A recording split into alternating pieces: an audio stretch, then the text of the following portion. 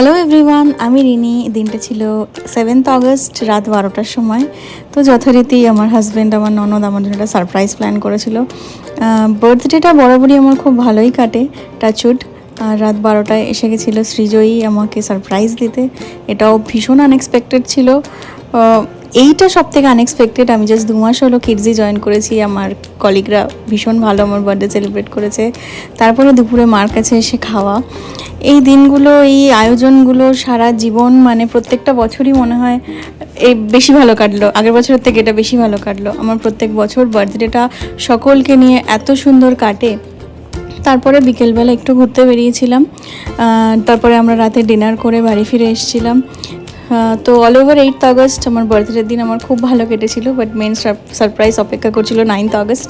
আমার বাড়িতে চাঁদের হাট বসেছিল আর পুরোটা অ্যারেঞ্জ করেছিল আমার ননদ।